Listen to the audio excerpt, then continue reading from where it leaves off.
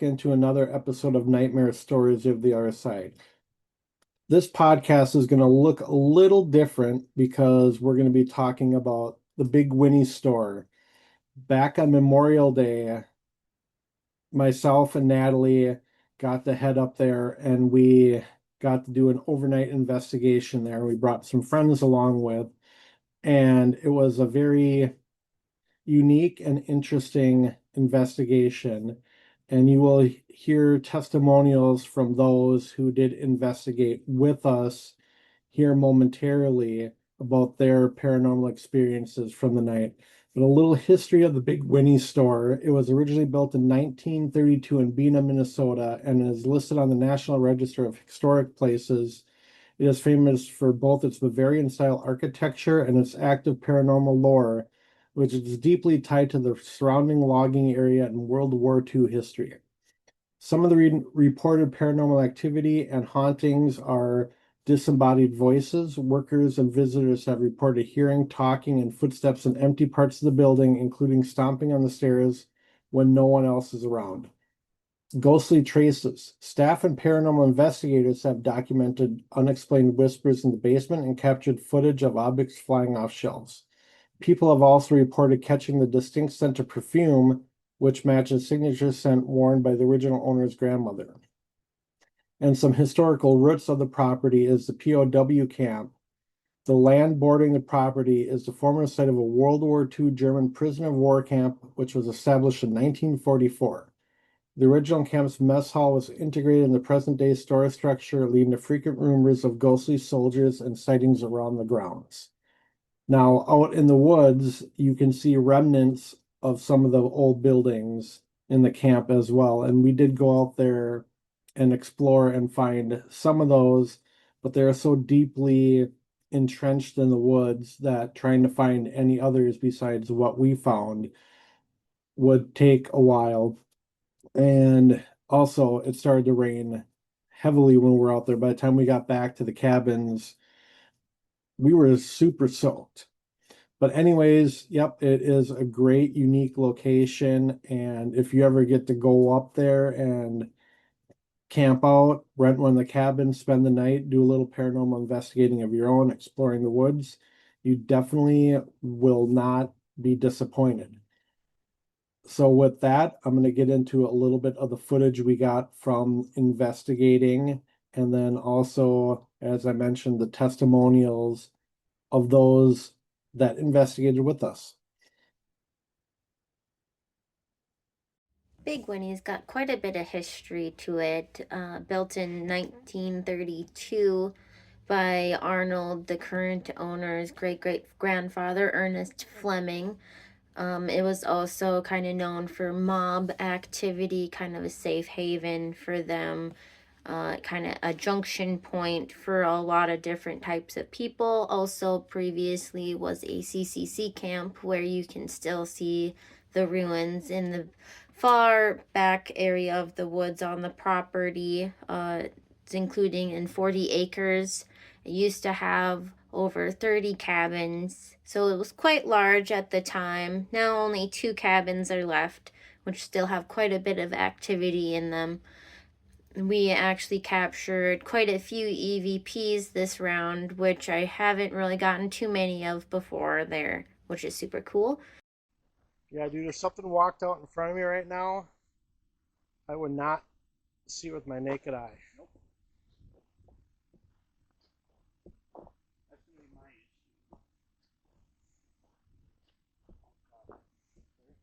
Dude, just keep walking right behind me.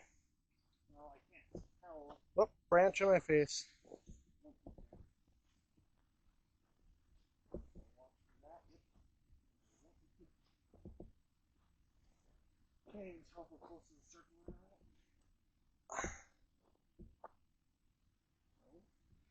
We're coming to an opening. Yeah, we're here.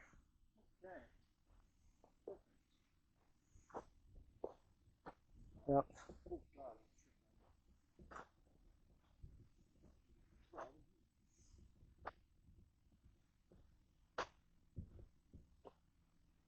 Holy shit. Well, I'm in it. Yep, I'm smack right in the middle of it. Oh, yeah, you are. This sucks. You want me to start walking down there? Right is straight in front of me. Okay, so I'm gonna come down here then. And I'm just gonna stand right in front of you, and I'm gonna start walking. Because then I know exactly where I'm going. That's so straight. Dude, in a pitch black, I can't even see up there. This is You can have your flashlight. okay. Thank you. Yep. Thank you for that. What is that noise? Something down there for sure. Okay, I don't know if I can do this. That's We'll just stay here. You can go down. We'll wait here. You have your little protection with you? I have this. Your little pocket protection that Eve gave you? Which one? So, with the tobacco. I just saw straight ahead, Yeah, I do. Okay, good. straight ahead through the trees. Yeah. I just saw like that flashing light. It definitely wasn't on the ground level, and it wasn't from the lake.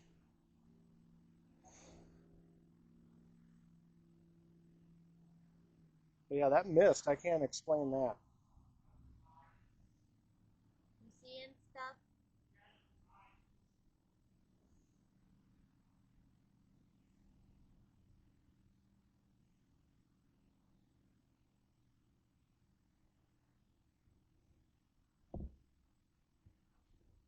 Holy fuck! What? Something just like punched the tree. Well, I didn't hear anything.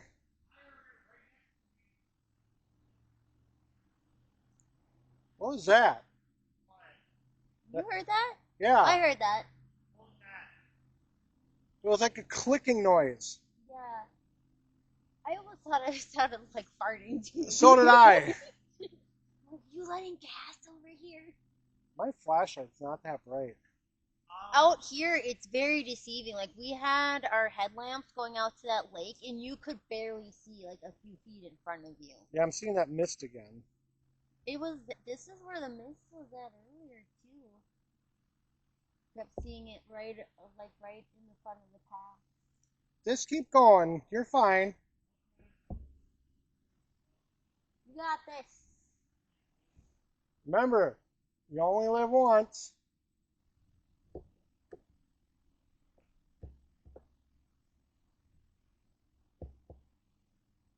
What was that? I heard that. There's definitely something out over there. I don't know about this one.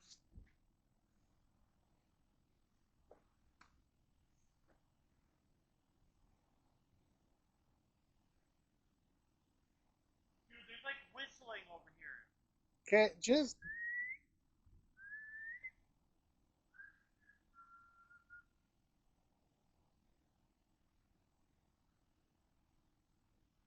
Walking too. go a little bit beyond the tree. You guys just whistle? Did you hear it out there? Yes. Exactly how we just whistle.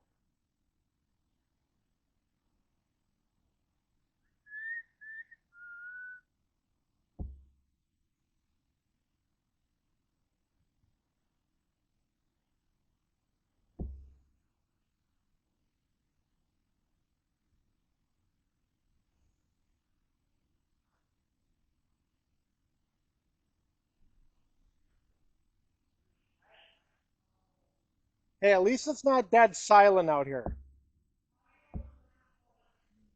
Because if it was dead silent, then I'd be worried. We met someone new named Barry. Above the Just furnace. grabbed Not it. the furnace. Down you go. Where Hey, Matt. those Hey. were saying they were seeing like a lot of like stuff up in the Dude, sky. stuff out here is strange. Like, I've never. Does anyone have a flashlight I can No.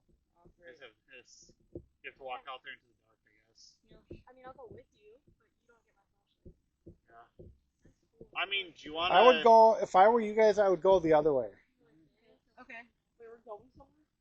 you want to walk out here?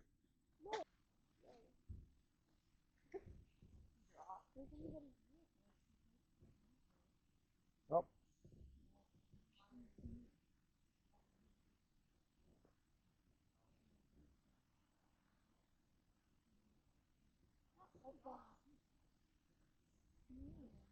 Thank you so much. Please don't make the sunshine go off. On the other side over here. Can you make that go off again?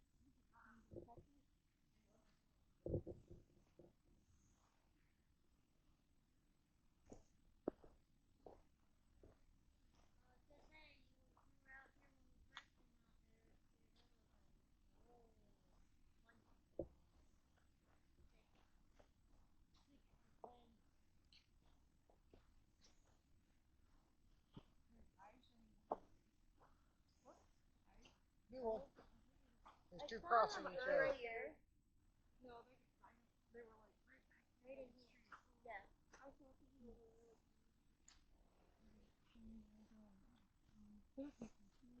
their eyes shine. Since I just saw some over here. Oh, there's another one. See it?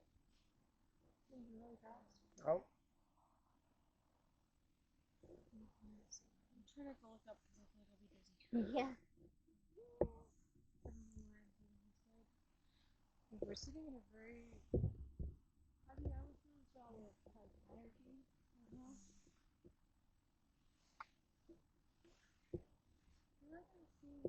The breeze, like little dots of light. There's like fairies. You see little dots of light. When we were standing out there waiting for Matthew to come back. Hi, I'm Elizabeth. I was told to record a video about my experiences at the Big Winnie store, at the one investigation. I guess starting off, I've heard about it. My parents have been there. It's a beautiful place, and this is my first time coming up there, and I've gotten so much activity, my personal self. Even getting there, feeling the vibes of the place, learning the stories, even though I was there late, I still learned and got catched up. But I think it was really funny when we did 2 investigations and then the other people were getting kicked out. I think that was really funny. My first experience there, I sat on one of the beds in cabin 1, and I sat down and I was just getting headaches and feeling pressure in my head, and then all of a sudden I feel poke up here in my head, just someone going like that, and I'm just like, okay, they know my presence. And then we investigated some more, and we made our way into the woods. Beautiful sunset, by the way. Went to the lake, beautiful sunset. But making our way back, we ended up doing the Estes method.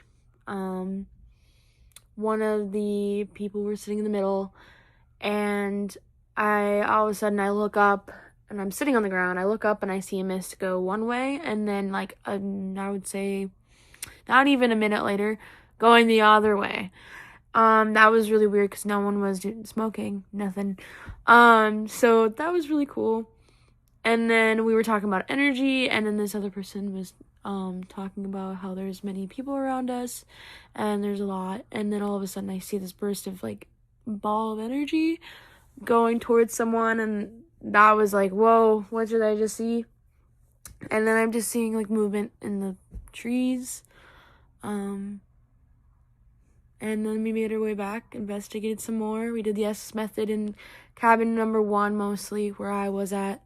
It was really funny. I feel like the word of the night was bum, because I was saying everyone's was a bum, but our friend Aiden was in the chair, and he was under the Estes method, and me and Matthew were talking, and I called him a bum, and we have a bell that was there. We placed the bell down, and it rang a few times after I said that, so that was really fun. And then I would say about roughly 15 minutes, 20 minutes later, I went under, and the first word I heard, or one of the first words I heard were bum out of the thing, and so I had to sit there and laugh. But after that, it was a very chill night, and then we got a campfire going and watched some stars move, and that was really my experience. I really enjoyed it.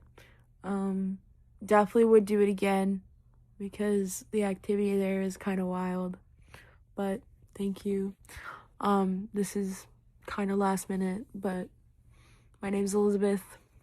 See.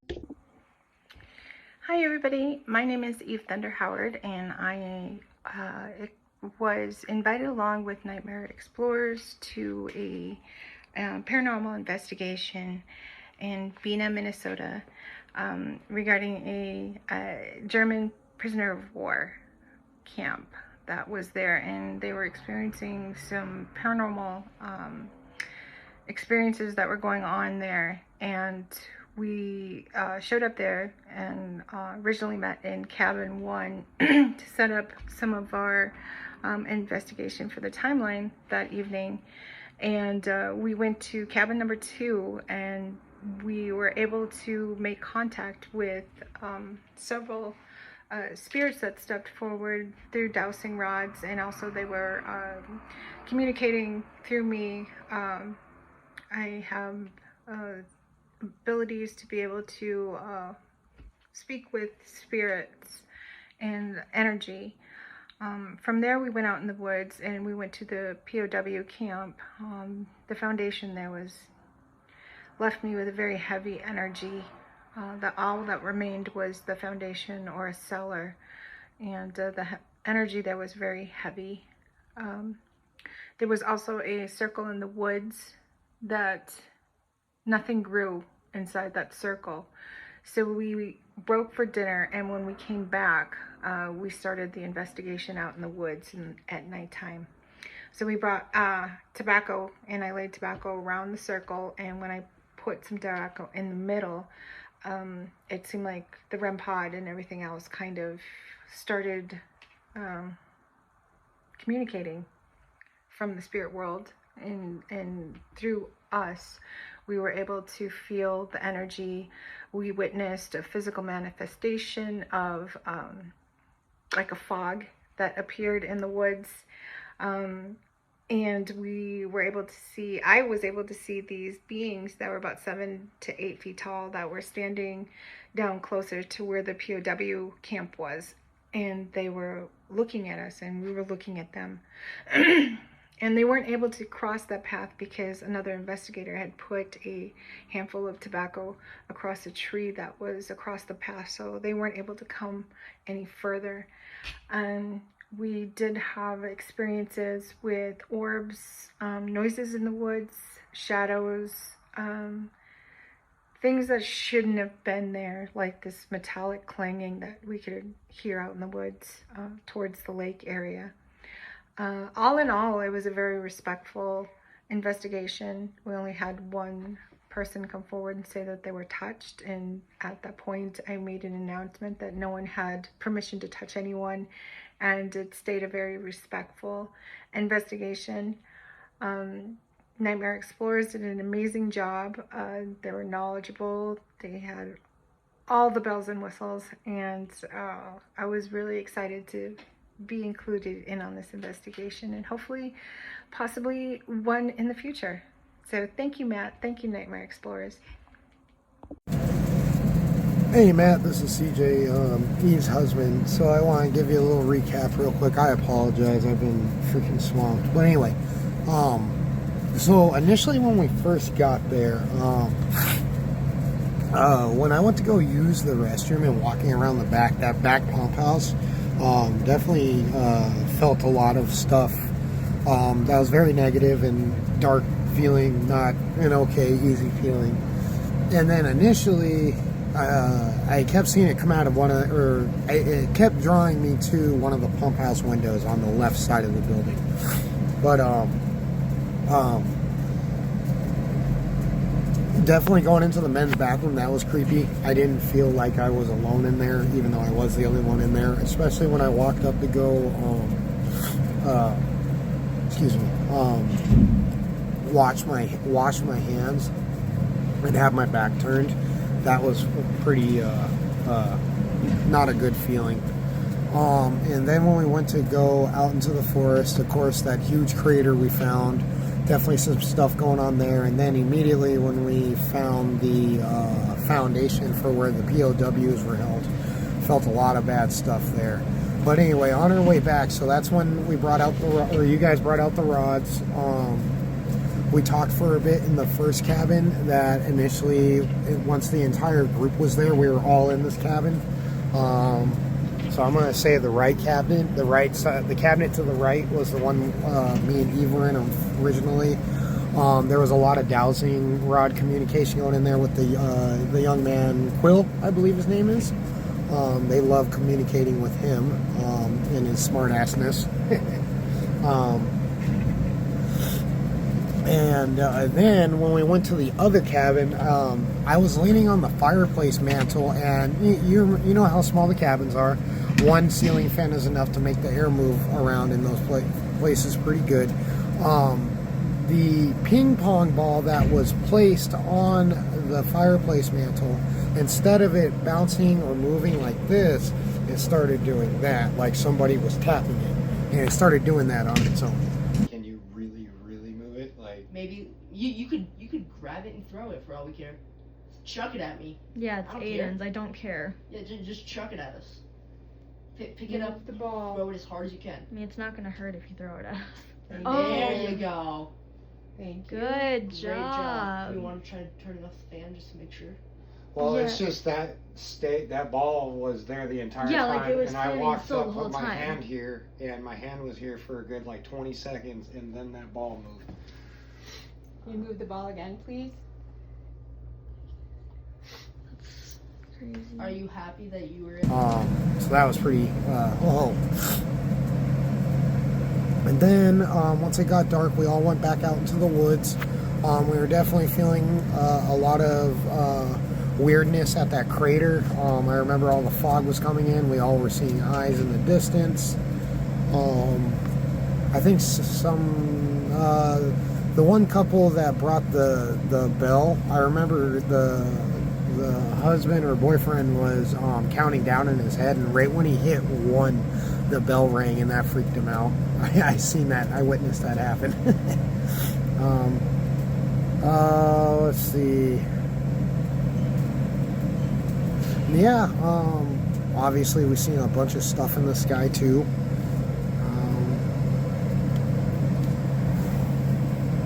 But yeah, anyway.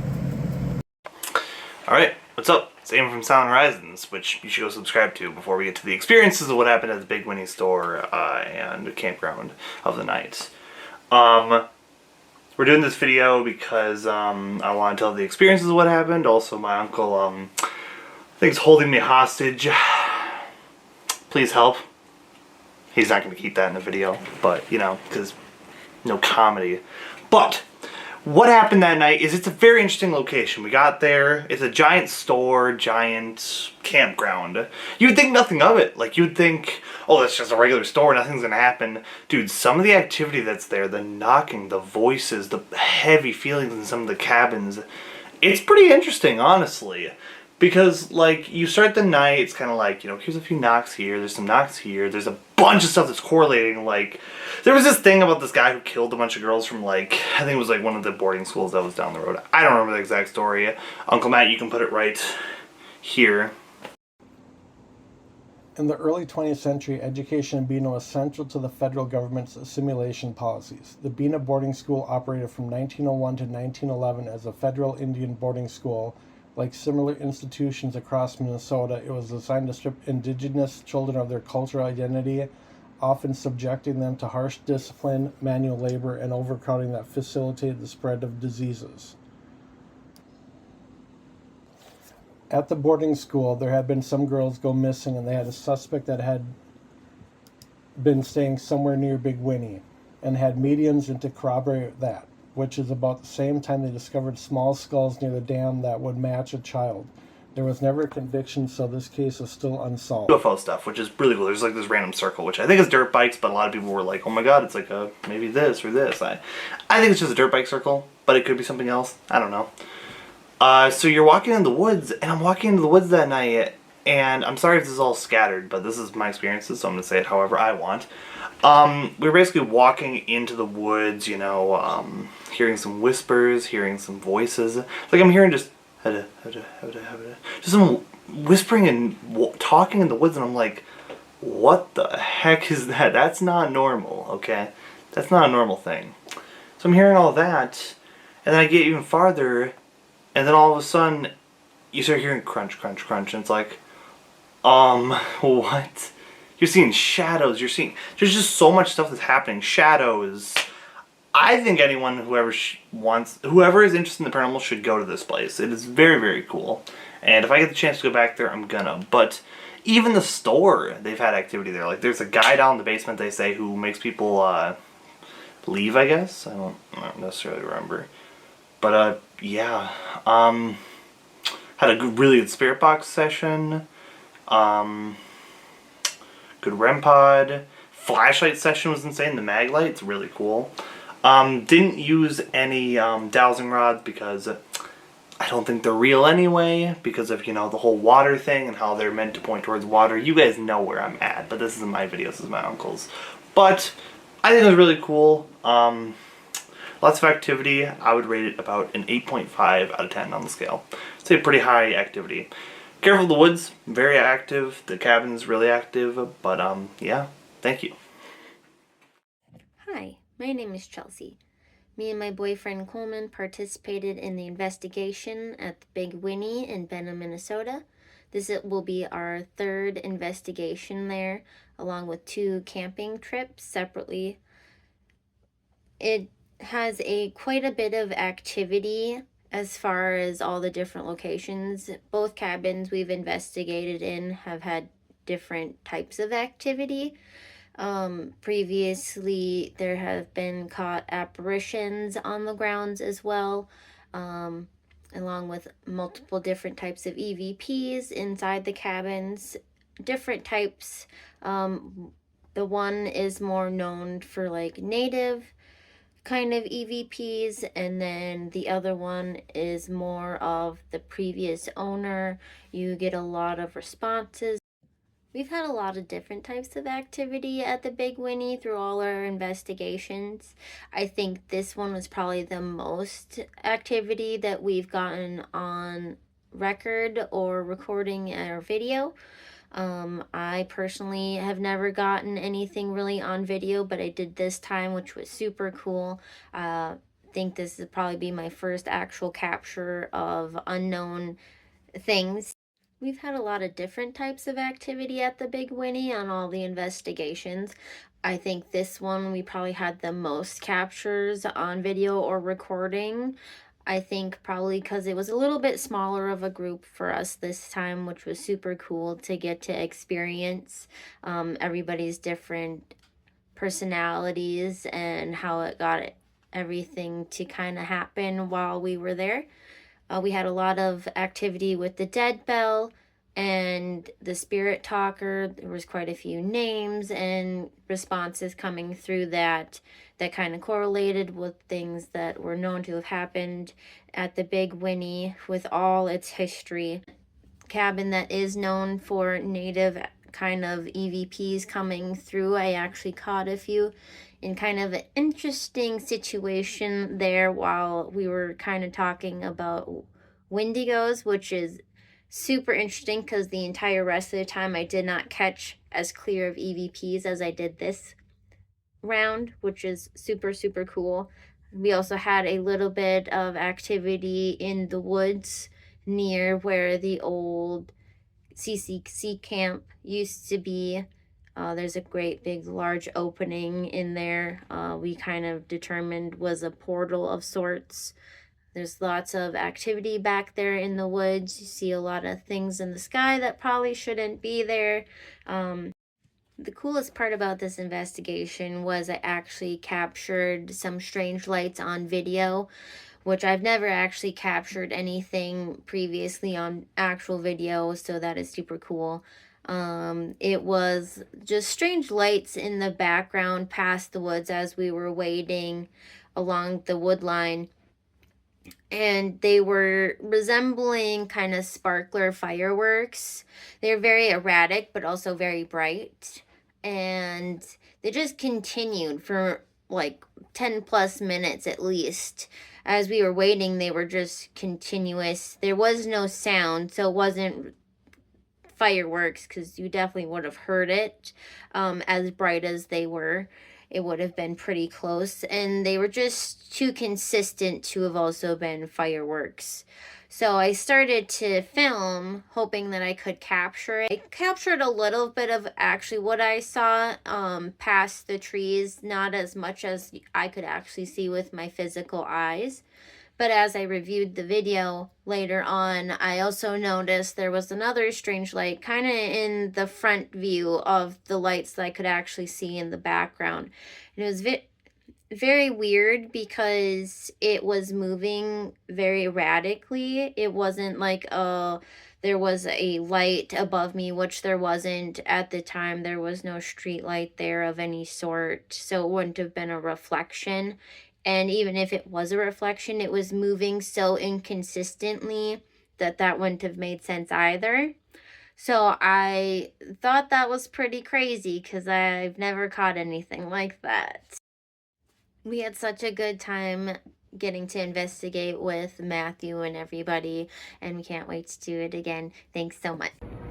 Hey guys, so I'm just gonna really quick talk about some experiences I had at the Big Winnie store. So, it was definitely a different investigation than like what we normally do. And like, so in the woods, I didn't really experience much because, to be honest, like, I was mostly in the cabins the whole night, it felt like. But when I was out there, and like when you're walking around, you're kind of just standing there, there's this constant feeling that you're just like being watched. And it's really weird, it's really creepy. And then in the cabins, we had this like ping pong ball sitting above the fireplace, and we did have like the fan thing on the ceiling, but the ball started moving, and the thing is, like, it could have been debunked as the fan making it like move and stuff, but the thing was, we had the fan on and the ball was sitting there for like 20 minutes before it started moving, so that was really weird. Like, it obviously could be debunked, but it's still really weird that it sat there for that long and then moved, so that was weird. There's just like a lot of like communication with like dowsing rods and stuff. I don't really remember like a lot of stuff that we got, but I do remember like a lot of like spirit box activity and stuff too. Like, another thing was, it was kind of cool to see was when we were done and we were having like a fire. I was like under Estes, like, so I don't remember if it was a spirit box or necrophonics, but I'm pretty sure it was a spirit box. And you know, I got some weird stuff through that. I don't really remember much, but I know it was like, we got some stuff. And we were kind of just looking at the sky, and you could see like a bunch of stuff like moving in the sky, and it was really cool. So yeah, I mean, I remember like a lot of like communication through dowsing rods and stuff like that, but I don't remember exactly what it was. But it was definitely a different investigation, and I would really like to go back there again. Bye. I hope you enjoyed this different take on a podcast and what we experienced and encountered at the Big Winnie store. So again, this was a different take and a different experiment for a podcast based off an actual investigation. So expect more podcasts down the line like this. So until the next time, this has been Nightmare Stories of the Otherside.